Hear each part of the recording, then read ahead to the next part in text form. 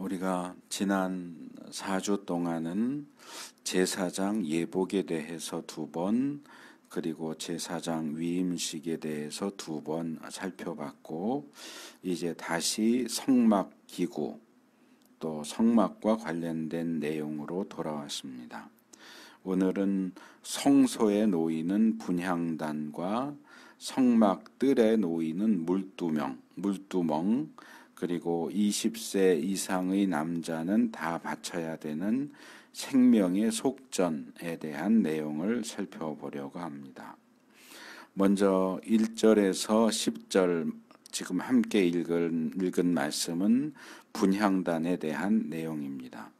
우리가 출애굽기 25장 성막에 대한 첫 번째 말씀에서 지성소와 성소에 놓여질 기구들을 살펴봤을 때 이 분향단에 대한 내용만 빠져 있고 그게 30장 가서 나온다 하고 말씀을 드렸었는데, 이제 본문이 30장에 이르러서 그 분향단에 대한 내용을 살펴보게 됐습니다.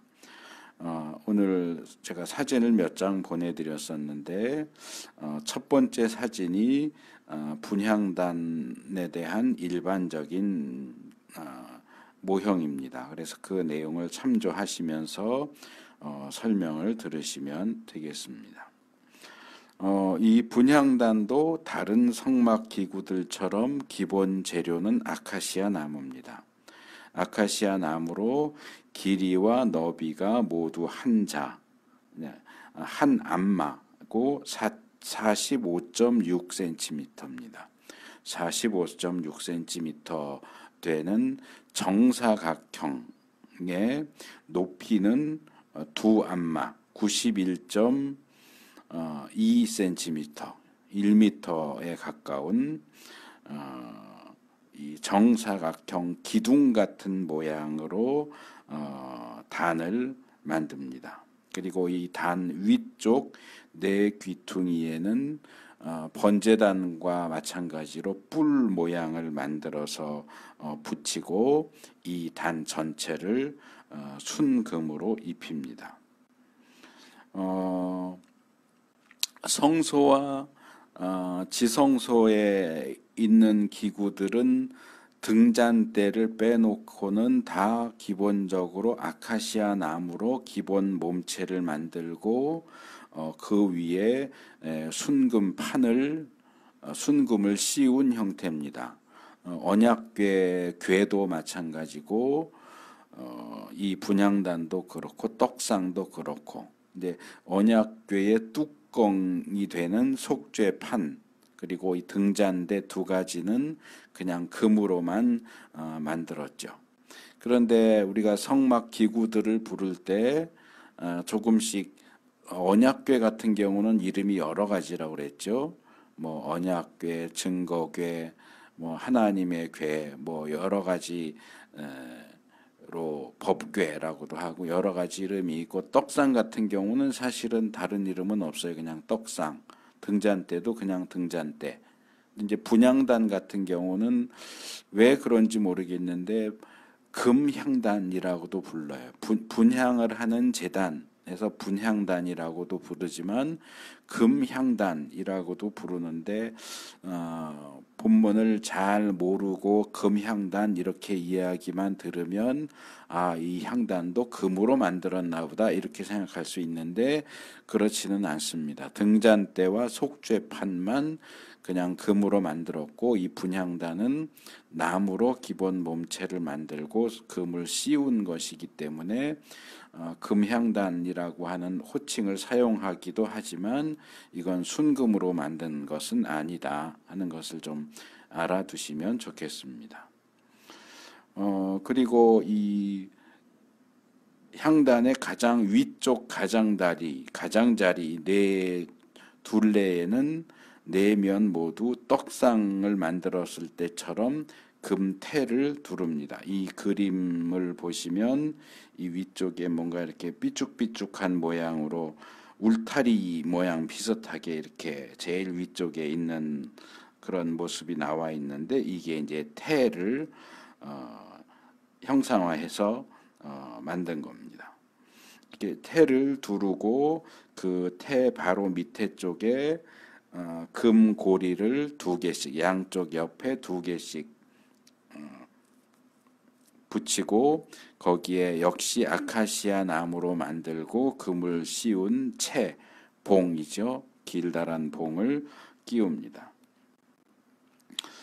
본문에 자세하게 나오지는 않아요. 여기 우리가 아까 읽은 본문에 보면 이 분향단 위에서 향을 사른다 이런 표현이 나오기는 하지만 이 네모난 판, 윗판에다가 바로 향을 놓고 거기서 분향을 했을 것 같지는 않습니다. 아마도 이 단 위쪽에 향로 같은 것, 이 그림에도 그래서 향로가 그 위쪽 판 위에 뭐 냄비 비슷한 게 올려져 있는데 이게 아마 향로를 가리키는 묘사한 것 같아요. 그래서 아마 그 위에 향로를 놓고 향로에 판 위에다 직접 향을 사른 것은 아니고 향로에다가 분향을 했을 가능성이 높습니다. 그래서 이 위쪽 부분에 테두리를 한 것도 이 향로가 떨어지지 않도록 떡상도 떡이나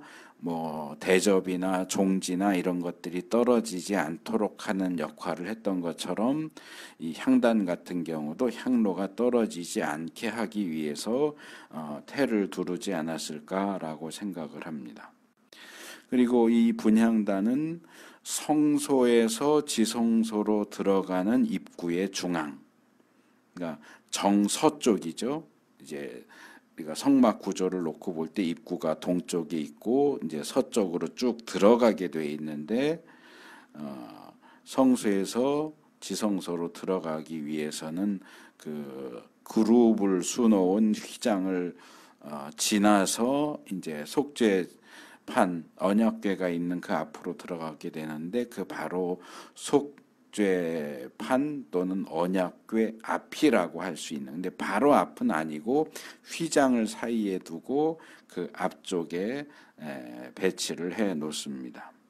본문 6절을 보면 사실 이렇게 좀 친절하게 자세하게 설명을 하고 있지는 않고 뭔가 이렇게 거칠게 러프하게 설명을 해주고 있는데 분향단을 그 위치에 놓는 이유는 뭐냐?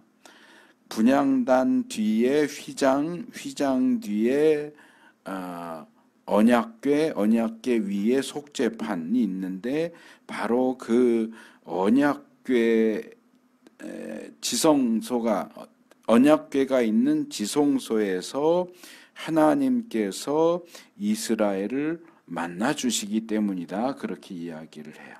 그러니까 분향단 너머에 휘장 너머에 속죄판이 있기 때문에 거기에 분향단을 놔야 된다. 이렇게 말씀하시는 것으로 보여요. 그래서 그런 점을 놓고 생각을 하면 이 분향단에서 피우는 향의 연기는 우리가 출애굽기 19장에서 살펴봤던 하나님께서 시내산에 강림하셨을 때 하나님의 그 영광을 가리는 역할을 했던 이 빽빽한 구름과 같은 그런 역할, 그런 빽빽한 구름을 성막에서 재현시킨 것이다. 이렇게 볼 수 있을 것 같아요. 그래서 하나님이 쉐키나의 임재로 시내산에 임하셨는데 그 영광을 가려주는 빽빽한 구름이 없다면 그 영광에 노출된 사람들은 다 죽을 수밖에 없죠. 마찬가지로 하나님이 속죄판 위에 임재해 계시는데 향을 피워서 연기를 자욱하게 해서 그 영광을 가리지 않으면 제사장도 대제사장도 또는 일반 이스라엘 백성도 그 하나님의 영광에 노출돼서 죽을 수밖에 없습니다. 그렇기 때문에 시내산에 강림하신 하나님의 영광을 빽빽한 구름이 가려줬던 것처럼 속죄판에 임재하시는 하나님의 영광을 이 향단에서 사르는 향의 연기로 가려주는 거죠. 그래서 이 향단은 결국은 제사장 또는 대제사장을 보호해주는 역할을 한다. 그래서 우리가 제사장 예복에서도 살펴봤지만 옷인데도 불구하고 그것이 이 대제사장의 생명, 제사장이나 대제사장의 생명을 보호해주는 역할을 하는 것들이 있다 그랬어요. 뭐 속바지라든지 이 모자, 대제사장 모자 앞에 붙이는 순금패라든지 이 청색 겉옷 밑에다 다는 금방울이라든지 이런 것들이 그 대제사장 또는 제사장의 생명과 직결되어 있는 것을 볼 수 있는데, 이 분향단도 그와 비슷한, 그러니까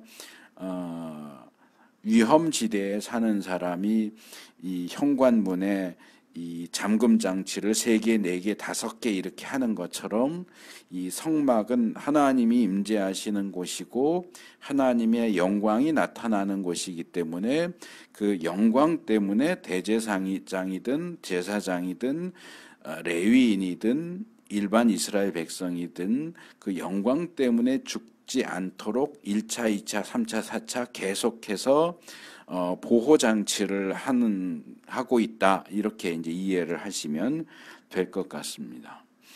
이제 교회 안에서는 뭐 기름, 뭐 누룩 그러면 거의 자동적으로 뭐 성령, 죄, 뭐 이런 걸 떠올리듯이 사실 향 그러면 가장 먼저 떠올리는 것은 요한계시록 5장 8절이나 8장 3절 4절에 나오는 대로 기도를 가장 많이 떠올리죠. 이 향을 태워서 연기가 하나님 앞에 올라갈 때 성도들의 기도가 그 향과 함께 하나님께 올라간다, 이렇게 묘사를 하고 있기 때문에 교회 안에서는 보통 향 그러면 기도 이렇게 떠올립니다. 그래서 그 부분도 성경이 언급하고 있기 때문에 우리가 틀렸다라고 할 수는 없죠. 그래서 향을 기도로 연결시킬 수 있는 것은 맞는데, 제가 볼 때는 그것은 2차적인 거고, 더 중요한 1차적인 것은 보호의 의미를 더 근원적으로 가지고 있다.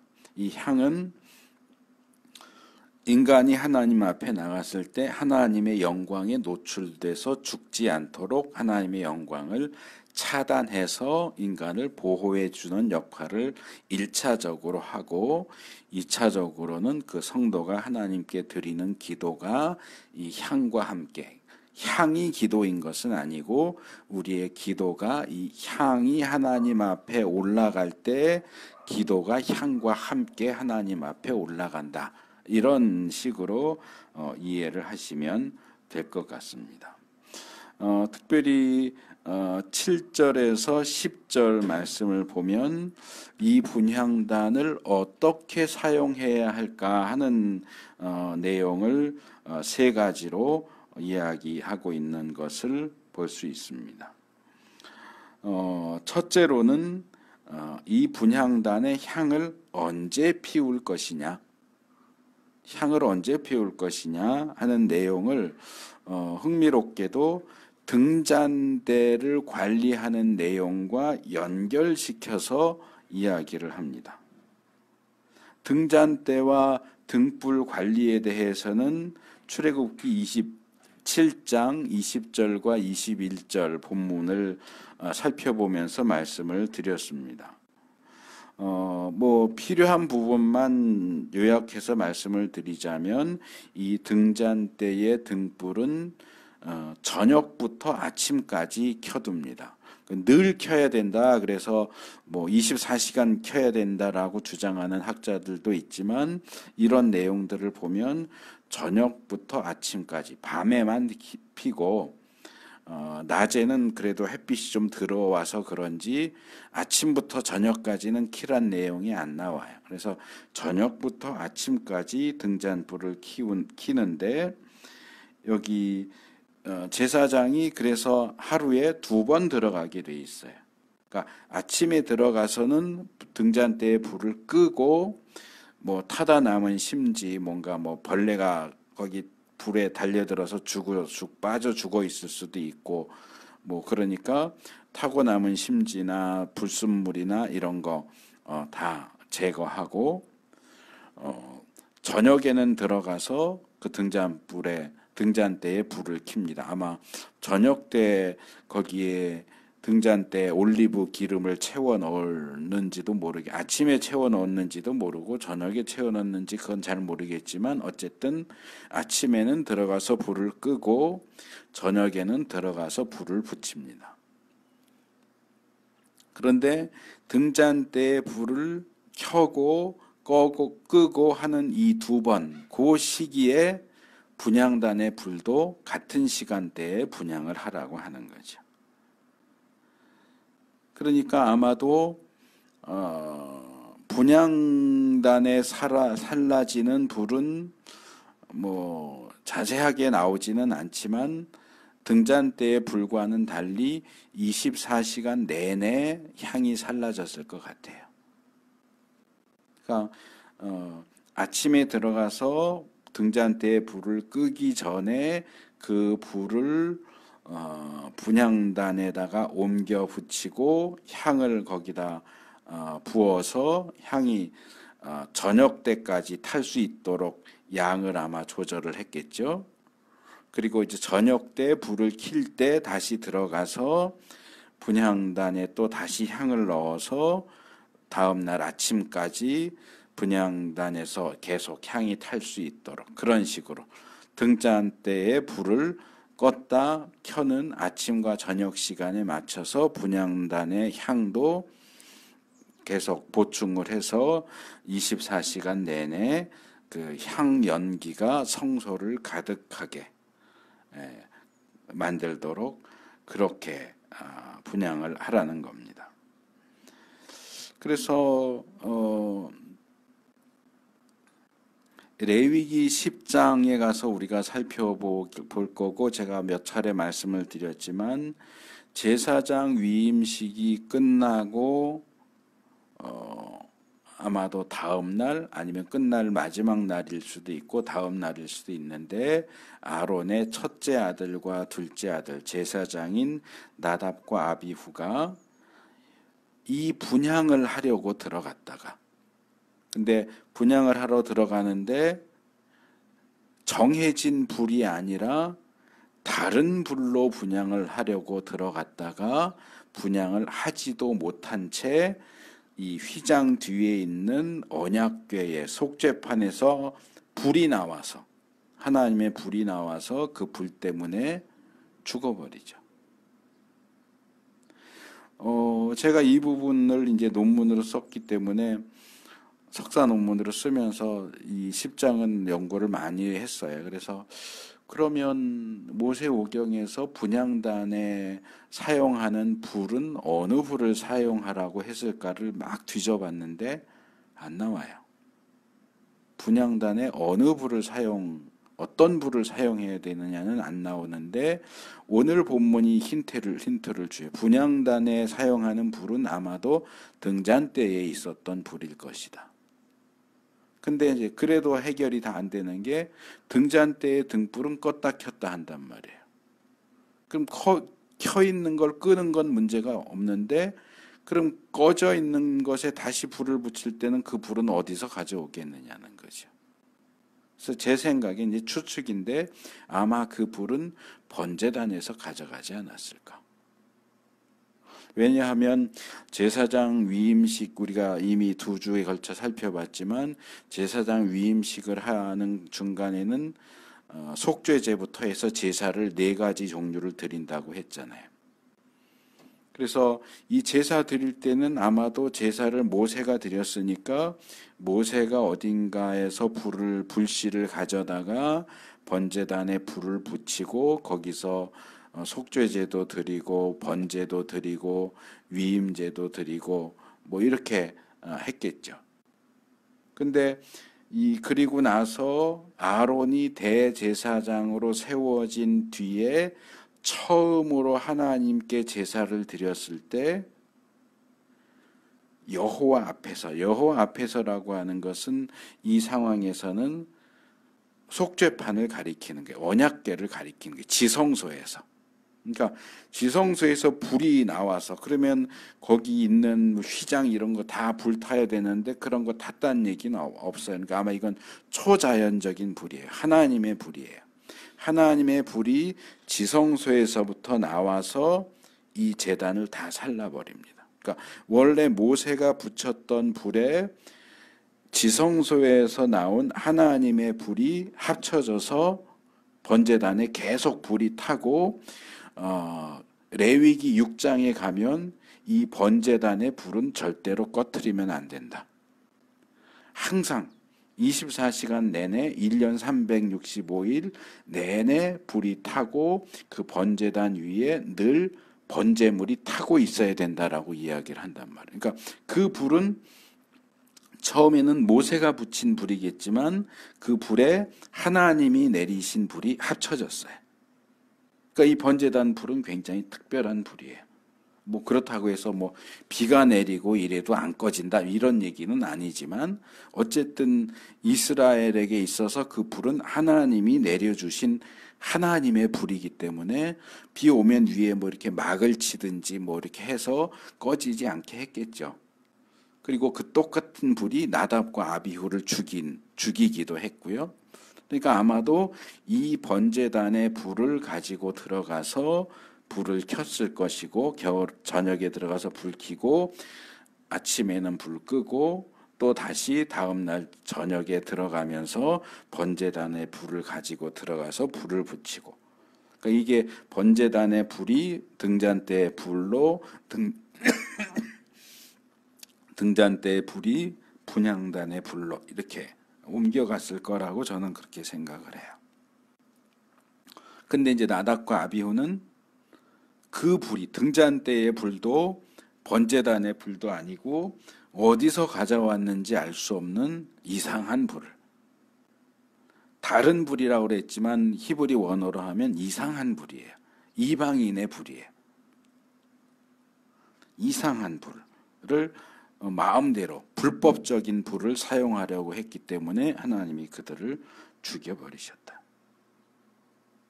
하는 겁니다.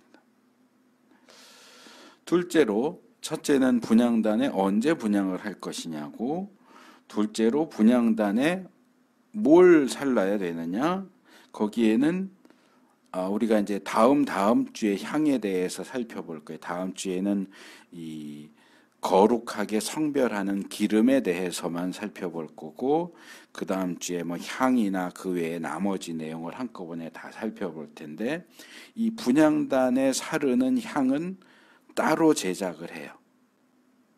4가지 종류의 향품을 섞어서 이 분향단에 사용하는 전용 향을 만드는데 그 지정된 향만 여기에 사를 수 있다.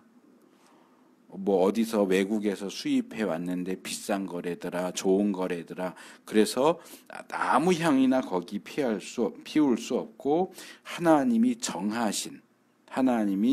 정하신 대로 제조한 4가지 향품을 섞어서 만든 그 향만 피울 수 있도록 되어 있고 여기는 분향단이기 때문에 지정된 향을 분향하는 것 외에 다른 것들은 다 금지된다. 거기에 번제물을 올리거나 소제물을 올리거나 포도주나 올리브 기름 이런 거 전제, 관제, 물 이런 거 올리는 것도 안 된다. 근데 우리가 생각할 때는 여기는 분향단인데 분향단에다 번제물을 올릴 생각을 어떻게 하지? 그럴 수 있지만 분향단도 제단이에요. 분향하는 제단이죠. 분향 전용 제단. 성막들에 있는 번제단은 번제를 비롯한 제물을 드리기 위한 제단.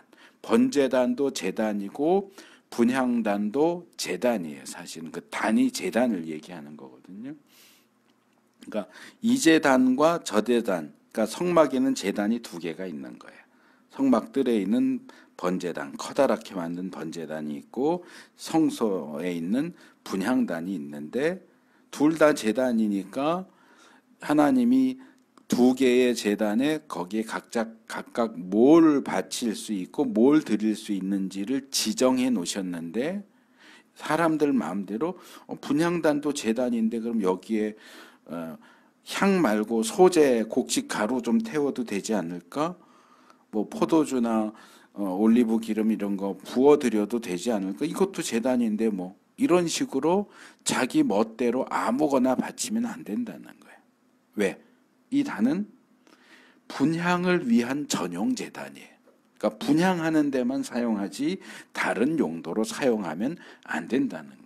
그 향도 아무 향이나 사르면 안 되고 하나님이 정해 놓으신 그 향만 사용해야지 이상한 향을 태우면 안 된다는. 여기 이상한 다른 향이라고 하는데 사용된 히브리 단어가 자라라는 단어예요. 자라. 이게 다른 이상한 이방인의 이런 뜻인데 레위기 10장에서 나답과 아비후가 사용하려고 했던 다른 불도 똑같이 자라예요. 근데 이제 여기는 이 분향단에 다른 향을 사르면 안 돼라고 얘기하지만 이 향을 사르기 위해서 다른 불을 사용하면 안 돼라는 내용은 나오지 않아요, 사실은. 그래서 이 부분은 그런 명령을 주신 적도 없는데 뭐 다른 불 사용한다고 죽이기까지 하셨냐? 이럴 수도 있지만 바꿔서 생각을 하면 하나님께서 이런저런 가능성을 지금 말씀하시잖아요. 분향단이 있는데 분향단에 지정된 향이 아닌 다른 향을 사르는 경우 안 돼. 번제물 거기서 태우는 것도 안 돼. 소제물 태우는 것도 안 돼. 전제, 관제 붓는 것도 안 돼. 그래서 분향단을 남용하거나 오용할 수 있는 가능성을 여러 가지로 말씀하시면서 이건 안 돼, 이건 안 돼라고 하시는데 분향하는 데 있어서 다른 불을 사용하면 안 돼, 이 얘기는 안 하셨어요. 왜일까요? 제 생각에는 이건 하나님도 생각하지 못한 정말 기상천외하고 말도 안 되는 짓을 나답과 아비후가 한 거예요. 하나님이 분향단에 대한 규례를 주시면서 설마 이 분향하는데 다른 불을 쓸 리가 있겠느냐? 불은 내가 정해준 대로 하겠지 라고 생각하셨기 때문에 이 불은 어느 불로 써라. 당연히 등잔대의 불로 써라 했으니까 그거 외에 다른 불을 갖다가 쓸 거라고는 하나님도 생각을 안 하셨던 것 같아요. 그런데 그런 일을 나답과 아비후가 했던 거예요. 그러니까 뭐라 그럴까? 우리 인간들의 삶에 있어서는 뭔가 새로운 거, 놀라운 거, 뭐 창의적인 거 이런 거 얘기하지만 하나님을 섬기는 데 있어서는 창의적인 건 필요 없어요. 물론 그것 이상의 것이 필요하기는 해요. 하나님이 명령하실 때 하나님이 왜 그 명령을 하시는지를 잘 살피고 생각해서 하나님의 의도에 잘 맞춰서 하나님이 말씀하지 않으셨어도 내가 그것 이상으로 정말 지극정성으로 하나님을 섬길 수 있어야 되죠. 뭐 예를 들면 우리가 많이 아는 브라가 골짜기 있잖아요. 여호사밧 왕 때 이 적군이 쳐들어왔는데 그 적을 대적할 힘이 없어요. 군대가 너무 약해요. 근데 하나님이 그 적을 내가 무찔러 줄 테니까 너는 보기만 해라 라고 하셨는데 여호사밧이 신하들과 상의하다가 어떻게 하냐면 하나님이 우리 대신 적과 싸우고 적을 무찔러 주신다 그러니까 우리 성가대를 앞세워서 나가자. 하나님이 그 명령은 안 했단 말이에요. 그냥 보면 내가 그렇게 한다라고 했는데 여호사밧은 성가대, 찬양, 하나님을 찬양하는 사람들을 앞장세워서 우리가 나가자 그랬단 말이에요. 그래서 하나님이 야 내가 언제 너 성가대에 먼저 앞세워서 나가라고 그랬어 이 나쁜 놈 이렇게 안 하셨어요. 하나님이 기분 좋게 받으셨죠. 그래서 브라가 골짜기가 송축의 골짜기라는 뜻이, 찬양의 골짜기예요. 그래서 하나님이 명령하신 것 이상으로 우리가 하나님의 마음을 헤아려서 무언가를 하는 것은 좋은 일이고 필요한 일이기는 하지만, 그런데 하나님이 명령하시는 것에 위배되는, 이건 하나님의 의도를 잘 파악해서 하나님이 말씀하신 것 이상으로 하나님을 기쁘시게 하는, 브라가 골짜기 같은 경우는 그런 긍정적인 케이스라면 나답과 아비후는 그것과 반대되는 케이스예요.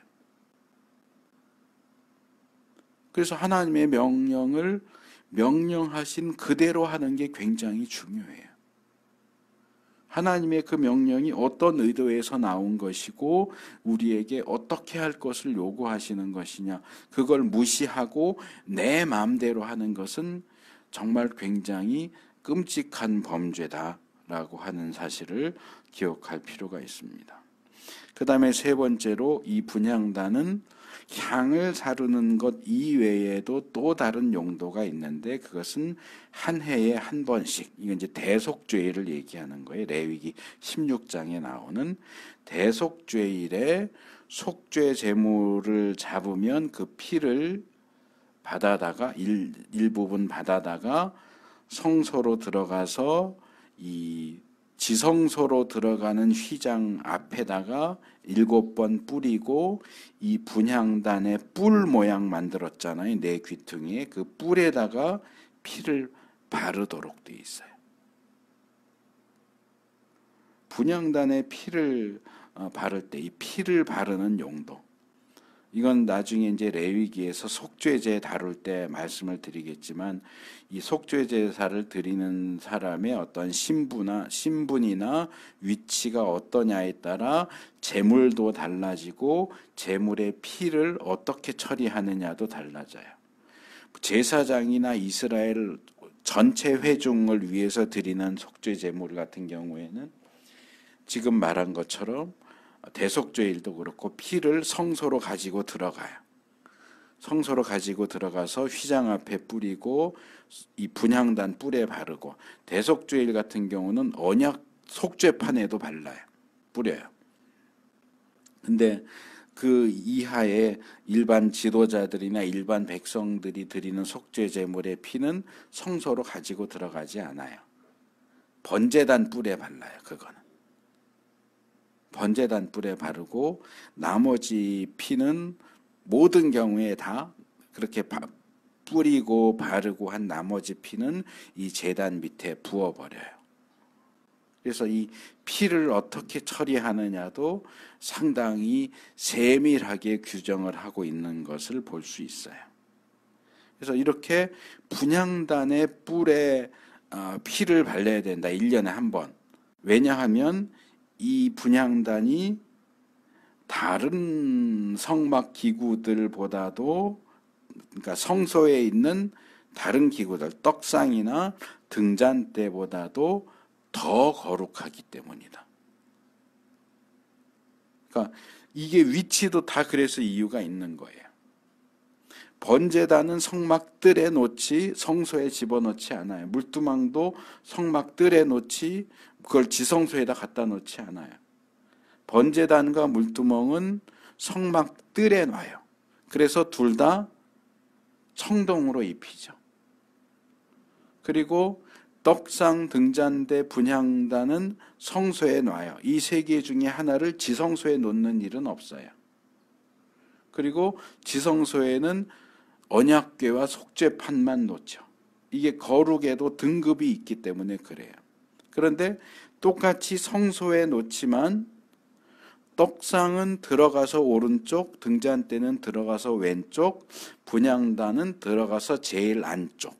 그러니까 성소에 놓이는 세 개의 기구들 중에 지성소에 제일 가깝게 놔요. 왜요? 이 분향단이 세 개의 기구들 중엔 가장 거룩하기 때문에 그래요. 그래서 제사장도 성소까지는 들어가지만 지성소에는 못 들어가요. 지성소에 들어갈 만큼 거룩하지 않아요. 제사장은 거룩한 사람이지만 지성소엔 누구만 들어가요? 대제사장만 들어가요. 그것도 1년에 한 번밖에 못 들어가요. 그래서 이런 어떤 등급과 위치와 어디까지 들어갈 수 있느냐 하는 것들이 굉장히 세밀하고 엄격하게 규정되어 있다 하는 것을 기억하는 게 필요하고, 그러면은 왜 분향단 뿔에 피를 바르느냐? 이건 좀 설명이 필요한데요. 이 죄와 죄를 속하는 속죄, 또 성결과 거룩과 관련된 굉장히 복잡하고 어려운 그런 내용들이 있어요. 이건 이제 레위기에서 우리가 다루게 될 텐데, 뭐 그 어려운 내용을 다 말씀드릴 필요는 없을 거고, 필요한 부분만 간단하게 말씀을 드리면 이렇습니다. 죄라고 하는 것은 죄를 범한 사람뿐만 아니라 그 자리 또 그 자리에 있는 다른 사람들에게까지 영향을 미쳐요. 뭐 예를 들면 내가 차를 몰고 가다가 교통사고를 냈어요. 그럼 교통사고를 낸 나만 문제가 생기나요? 예를 들어서 차를 몰고 가다가 버스하고 부딪혔어요. 그럼 교통사고를 낸 죄를 지은 나만 손해를 입고 나만 다치나요? 나하고 부딪힌 버스에 탄 사람들은 안 다치나요? 이게 죄는 영향력을 미쳐요. 그래서 이거는 곰팡이하고 비슷해요. 죄는 영적인 곰팡이에요. 그래서 예를 들어서 겨울에 귤 한 박스 샀는데 거기에 상한 귤이 한 알이라도 들어있으면 그걸 끄집어내지 않고 그냥 가만 놔두면 한 일주일 정도 지나면 그 박스 안에 있는 귤이 다 상하잖아요. 죄가 그래요. 그래서 이스라엘 사람들이 살고 있는 진영 어디에선가 범죄가 행해져서 죄가 발생하면 이 죄가 그 주위를 오염시키기 시작해요. 범죄한 사람, 그 사람의 가족, 그 사람의 집, 그 사람이 살고 있는 동네, 그리고 이 죄는 특별히 거룩한 것에 예민하기 때문에 이게 슬금슬금 거룩한 것 쪽으로 점점 다가가요. 그래서 거룩한 것에 착 달라붙어서 여름에 곰팡이 퍼지듯이 그렇게 퍼져버려요. 다 주위의 모든 것을 다 썩게 만들어요. 근데 이게 범죄한 사람만 썩게 만드는 게 아니고 모든 그 지역과 심지어는 성막과 성막 기구에까지 달라붙는다는 거예요. 번제단에도 달라붙고 분향단에도 달라붙고 속죄판에도 달라붙어요. 그래서 이 영적 곰팡이를 제때 처리하지 않으면 이스라엘이고 성막이고 다 썩어서 흐물어져서 녹아버리는 거예요. 그래서 이 영적 곰팡이를 빨리빨리 치워버리고 깨끗하게 닦아내야 되는데 영적 곰팡이를 씻어내고 닦아낼 수 있는 유일한 세제가 뭐냐? 피예요. 전에 말씀드렸죠. 피는 생명이기 때문에 죄를 속하게 하려고 내가 너희에게 줬다 그러죠. 그러니까 죄는 영적 곰팡이고 피는 영적 세제예요. 죄는 피 외에는 무엇을 갖다가 사용해도 닦아낼 수가 없어요. 그래서 이 분향단의 뿔에 1년에 한 번 피를 바르는 것은 1년 동안 그 분향단 뿔에 달라붙은 죄를 피로 닦아내는 거예요. 1년에 한 번 대청소하는 거예요.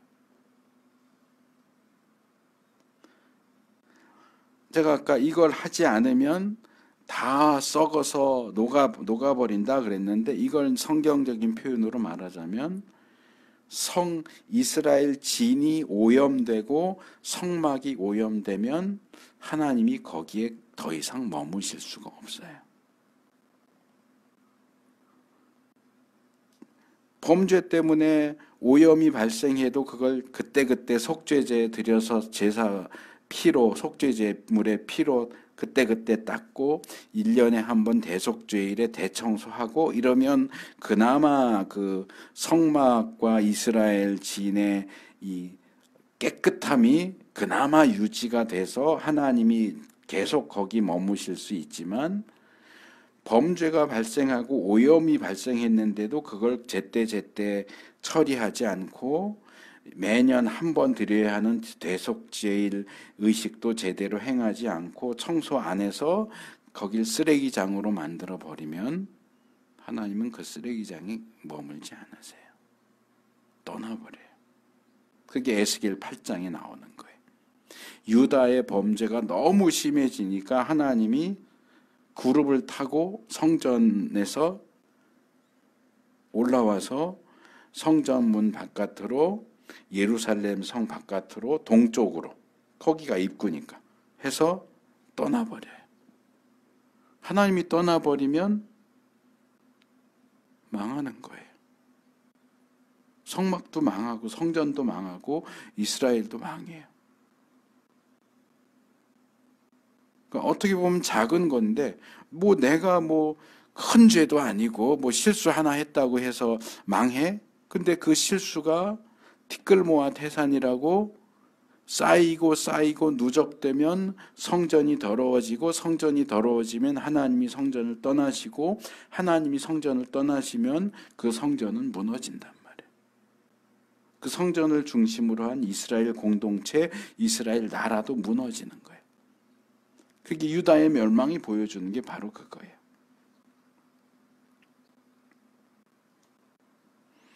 에스겔 8장 6절에 보면 하나님이 그 말씀을 하세요. 그가 또 나에게 말씀하셨다. 사람아, 이스라엘 족속이 무슨 일을 하고 있는지 보이느냐? 그들은 여기에서, 성전에서 가장 역겨운 일을 하여 나의 성소에서 나를 멀리 떠나가게 하고 있다. 죄를 짓는 것은, 죄를 짓고서도 속죄 제사를 드리지 않는 것은 하나님을 등 떠밀어서 성전에서 나가시게 하는 행동이에요. 그래서 이런 비극적인 일이 일어나지 않게 하려면 번제단과 그 뿔은 매일 죄가 행해질 때마다 속죄 제물 잡아서 피로 뿔에 바르고 번제단에 뿌리고, 신분이 높은 사람이 범죄했으면 분향단 성소까지 들어가서 분향단 뿔에 바르고 휘장 앞에 뿌리고, 1년에 한 번은 대제사장이 지성소에 들어가서 속죄판에다가도 피를 뿌리고, 그렇게 해서 그 가장 거룩한 것들에 달라붙어 있는 죄와 오염을 씻어내야 돼요. 그렇지 않으면 망해요. 자, 두 번째로 넘어와서 회막 세금이라고 할 수 있는 속전에 대한 내용이 11절에서 16절에 나옵니다. 지금 이 부분은 조금 이상해 보여요. 왜냐하면 계속 성막에 필요한 것들, 성막 기구들, 뭐 널판, 휘장, 천막, 뭐 이런 얘기들을 쭉 하다가 갑자기 이거는 물건이 아닌 이스라엘 백성 20살 이상 된 남자는 속전, 생명의 속전을 바쳐라 하는 내용이 이 중간에 갑자기 뜬금없이 나오기 때문에 이게 왜 여기 나올까 좀 혼란스러운 부분도 있는데, 이스라엘 백성이 인구 조사를 하는 장면은 민수기에 2번 나오죠. 민수기 앞부분에 한 번, 민수기 끝부분에 한 번. 다 20세가 기준이에요. 이제 20세가 성인인 거죠. 군대에 나갈 수 있는 나이. 20세 이상만 숫자를 계산을 하고, 20세 이상인 사람은 자기의 목숨값, 속전으로 반세겔, 그러니까 은으로 해서 5.7g이에요. 은 5.7g 그러면 얼마 안 되긴 하지만 신약으로 치면 이게 한 데나리온이에요. 한 데나리온. 신약에서 한 데나리온은 노동자의 하루 품삯이에요. 그러니까 뭐 요즘으로 치면 뭐 일용직 노동자가 나가면 하루 품삯 뭐 한 10몇만 원 받겠죠. 그러니까 그 정도 액수다라고 생각을 하면 돼요. 자신의 생명 목숨값을 이 성막에 회막에 드려요. 10몇만 원 정도 되는 은 반세겔 5.7g. 이게 각 사람의 목숨값이기 때문에 이 속전을 내지 않는 사람은 재앙을 받아서 죽게 됩니다. 이건 단순한 세금 개념, 세금은 세금이지만 생명과 관련된 세금이에요. 반대로 이 목숨값을 내는 사람은 하나님께서 그 사람을 기억하시고 지켜주신다고 이야기해요. 그리고 이 속전은 부자냐 가난하냐와 상관없어요. 이건 그냥 생명값이기 때문에 부자도 똑같이 반세겔, 가난한 사람도 똑같이 반세겔. 이건 고대 세계에서는 찾아보기 힘든 모든 사람의 목숨값이 똑같다.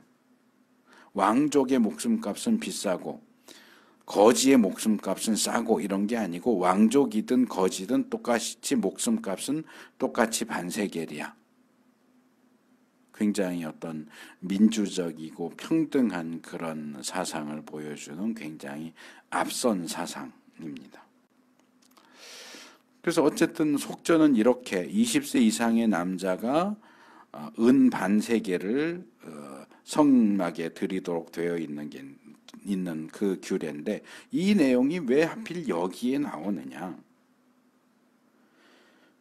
저는 이 본문을 보면 이 생명의 속전으로 내는 은 반세겔의 용도가 뭐냐? 그것은 회막 비용으로 사용한다고 되어 있어요. 회막 비용. 그러니까 성막은 일단 만들어 놓으면 그냥 계속 사용하잖아요. 성막 기구도 뭐 1년에 한 번 새로 만든다거나 이러지 않아요. 근데 성막에는 뭔가 소모되는 게 계속 있고 계속 만들어야 되는 것들이 있어요. 예를 들면 등잔배 때에 불을 계속 피우기 위해서는 올리브 기름을 계속 사야겠죠.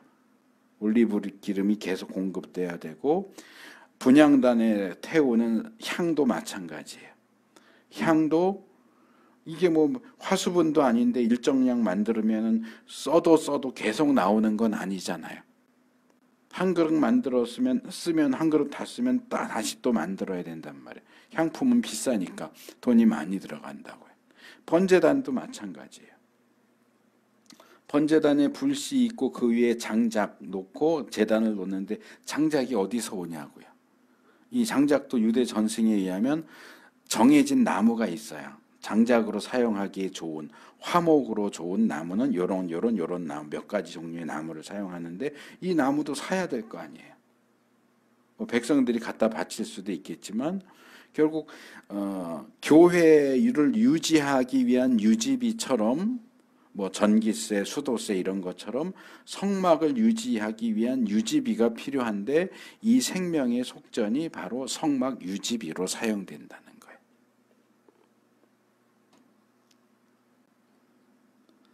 그래서 이 속전에 대한 내용이 왜 하필 여기 나오느냐? 그러면 딱 집어서 대답하기는 어렵지만 이 생명의 속전이 성막 유지 비용으로 사용된다라고 하는 점에서 그 이유를 설명할 수 있을 것 같아요.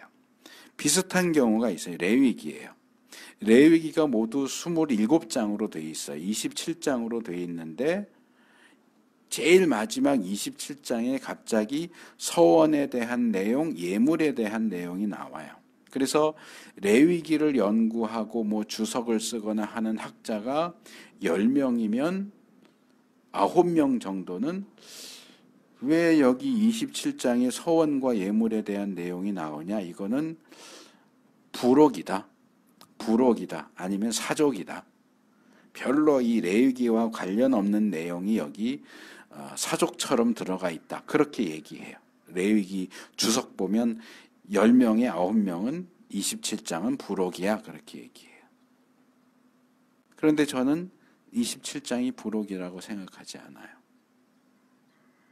레위기 27장은 레위기는 앞에 7장이 제사에 대한 내용, 8, 90장이 제사장에 대한 내용, 11장부터 26장이 거룩에 대한 내용. 그래서 제사와 거룩 중간에 제사장이 끼어 들어가 있어서 이스라엘의 거룩한 삶과 제사에 있어서 제사장이 얼마나 중요한 위치를 차지하고 제사장이 사역하는 성막이 이스라엘 사람들의 신앙적이고 일상적인 삶에서 얼마나 중요한 부분인가 하는 것을 보여줘요.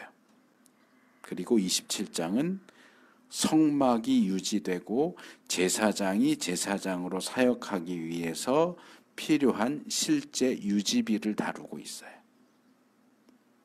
성막의 유지비, 제사장들 인건비 말하자면 이런 것들이 서원 예물과 예물에 대한 내용이거든요. 그러니까 아주 실제적인 얘기예요. 자, 너희들 일상적인 삶, 또 신앙적인 삶, 하나님 앞에서 거룩하게 살고 하나님과의 관계를 유지하려면 제사 드려야지. 제사장들이 너희들한테 뭐가 거룩한지, 뭐가 거룩하지 않은지, 뭐가 정결한지, 뭐가 부정한지 알려줘야 되잖아. 너희들이 뭘 해야 되고 뭘 하지 않아야 되는지 제사장이 알려줘야 되잖아. 그럼 제사장은 뭐 먹고 사냐? 성막은 무슨 비용 가지고 유지되냐? 그게 너희가 서원하고 예물 드리고 그런 것들로 유지되는 거야. 그 얘기를 하는 거예요. 이 생명의 속전도 마찬가지예요. 성막 만들어야 되고 제사장 세워야 되는데 이거 뭘로 유지할 거냐? 최소한 너희들의 생명의 속전이 성막 유지비로 사용된다. 그 얘기예요. 제가 그 등불 관리에 대해서 얘기하면서 두 가지를 얘기했잖아요. 실제로 등불을 관리하는 일은 제사장이 하지만 등불에 사용할 올리브 기름을 공급하는 것은 이스라엘 백성들의 책임이다. 그래서 제사장과 이스라엘 백성이 협력해서 등잔대의 등불을 계속 켤 수 있도록 그렇게 하나님을 섬겨야 된다.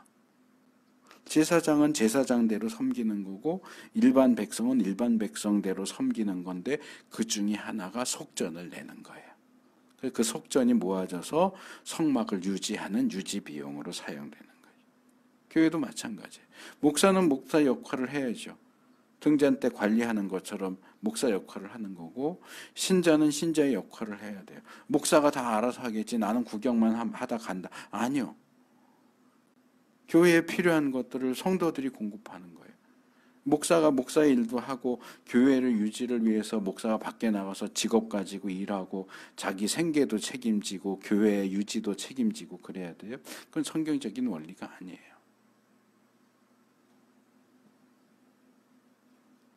마지막 세 번째로 물두멍에 대한 내용입니다. 17절에서 21절. 용어와 모양과 재료에 대한 내용이 18절 상반절에 나와요. 자, 물두멍이라고 하는 표현은 사실 우리가 일반적으로 사용하지 않는 익숙하지 않은 단어인데 여기에 물두멍이라고 번역된 히브리 단어가 키오르라는 단어예요. 키오르인데 뭐냐면 둥글고 그 속을 파낸 도려낸 것이라는 뜻이에요. 그러니까 기본적인 모양은 둥근 모양인데 수박 생각하시면 돼요. 수박을 반으로 딱 잘라서 안에 먹을 걸 다 파내면 이 껍데기, 겉껍데기, 속껍데기만 이렇게 남잖아요. 그 상태. 뭔가 둥근데 속이 다 파여서 이렇게 그래서 이 키오르는 기본적으로는 둥글고 속을 파낸 것인데 여기서 이제 냄비, 솥, 화로, 대접, 대야 이제 이런 뜻으로 사용됩니다. 이거는 개인용 대야보다는 훨씬 크고 훨씬 많은 양의 물을 담을 수 있는 대형 솥 같은 것을 대형 솥 모양의 물통 이 정도로 생각을 하시면 돼요. 물두멍, 물통. 여기도 제가 사진을 보내드렸는데 여기 모형이 두 개 있죠. 가운데 물두멍이 있고 둥그렇고 속이 파여 있어서 물이 담겨 있고 이게 둥그러운 걸 놓으면 엎어지잖아요. 그러니까 엎어지지 않도록 받침대가 밑에 이렇게 바닥하고 이 세로로 받침대가 있고요. 그 옆에 지금 제사장들이 보이고 그 옆에 보면 첫 번째 사진 보시면 이렇게 어깨 지게 같은 거에 메고 있는 물동이도 보이고 그 옆에 뭐 상당히 작게 묘사되어 있긴 하지만 대야 같은 것도 보이고 그러죠. 그러니까 이 대야하고 물두멍의 크기를 비교해 보시면 상당히 큰 물을 모아 놓을 수 있는 물통이다. 물두멍이라고 하는 것은. 그래서 이 물두멍의 재료는 노쇠입니다. 근데 이 그림도 그렇고 제가 번제단 다룰 때도 말씀드렸지만 물두멍은 다 이렇게 돼 있어요. 인터넷에 올라와 있는 그림을 보면 다 이게 황동 색깔이에요. 구리. 황동 색깔로 묘사되어 있는데 이 시대에는 황동이 없었다 그랬죠. 이 시대에 사용된 구리는 청동이에요. 그래서 이 색깔로 묘사하면 잘못된 거고 출애굽기 38장 8절 실제로 물두멍 만든 기록을 보면 이것을 회막 어귀에서 봉사하는 여인들이 바친 놋 거울로 만들었다. 청동 거울로 만들었다. 이렇게 하는데 그래서 제가 참고하시라고 그림을 또 두 개를 보내드렸습니다.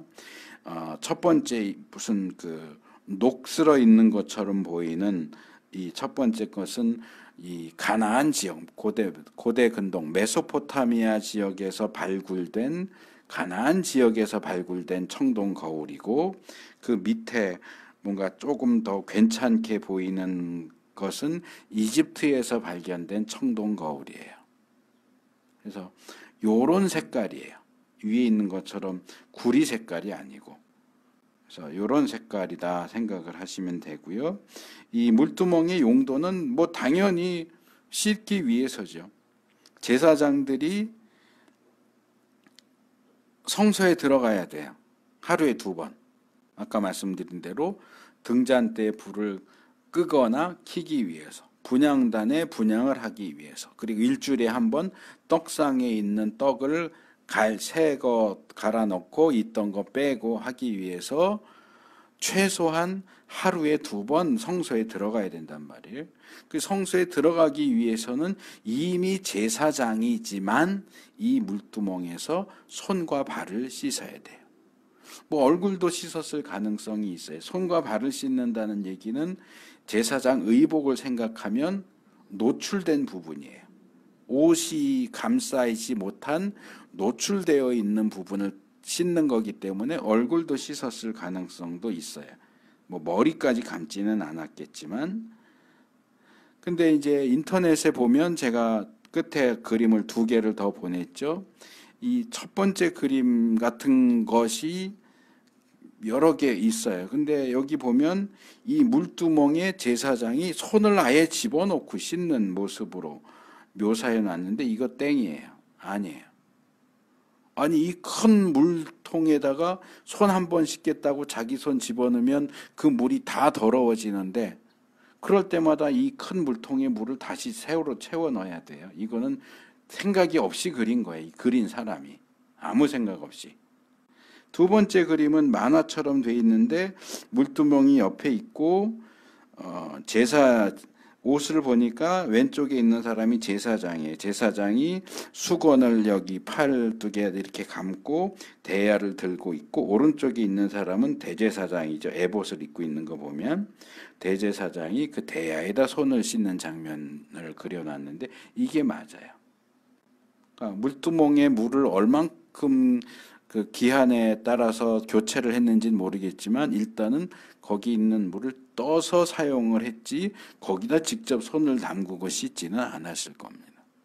그래야 다른 사람도 또 쓸 거 아니에요. 계속.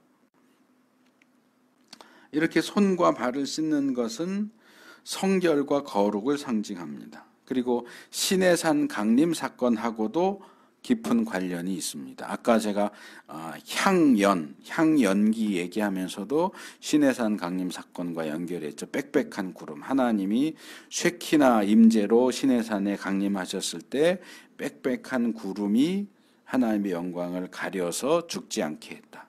그럼 이건 뭘까요? 이것은 하나님이 시내산에 임재하시기 전에 백성들에게 뭐라고 그래요? 사흘 동안 너희 목욕하고 옷 빨고 깨끗하게 하고 하나님이 임재하실 것을 준비해라.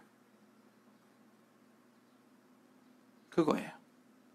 그러니까 지성소 앞에 있는 분향단에 살라지는 향연은 시내산에 임했던 빽빽한 구름이고, 이 물두멍의 물은 하나님 강림하시기 전에 목욕하고 옷 빨고 그러면서 자신을 성결하게 해서 하나님의 임재를 기다리던 모습을 보여주는 거예요.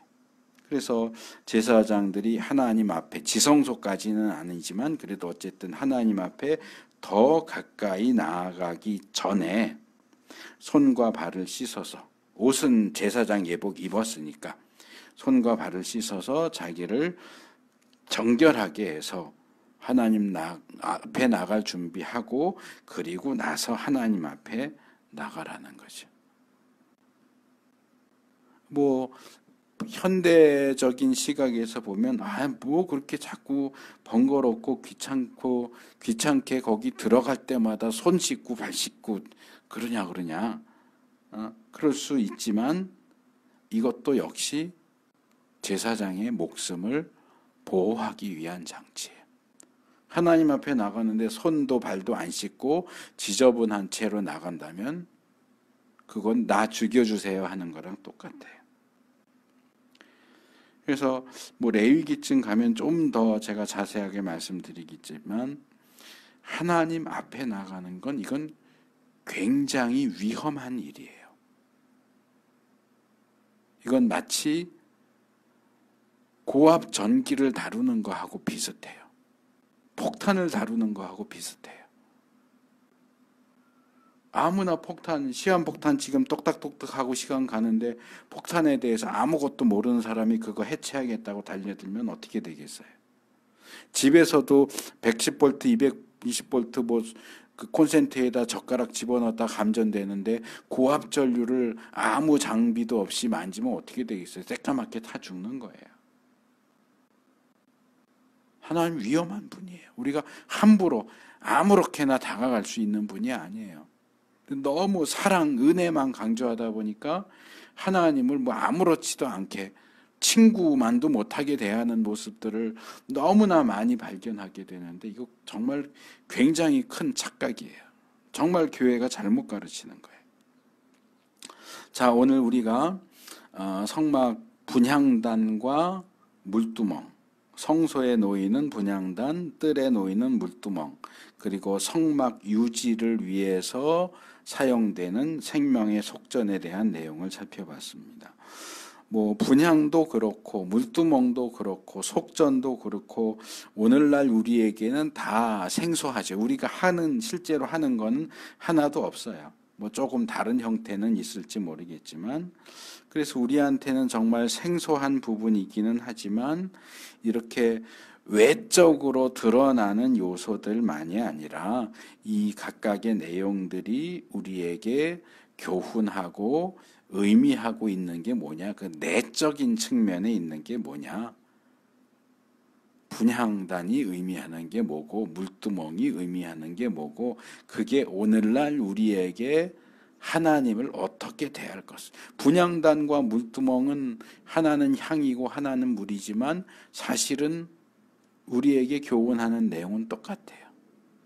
하나님 앞에 함부로 접근하지 말 것. 반드시 안전장치를 하고서 하나님 앞에 나갈 것.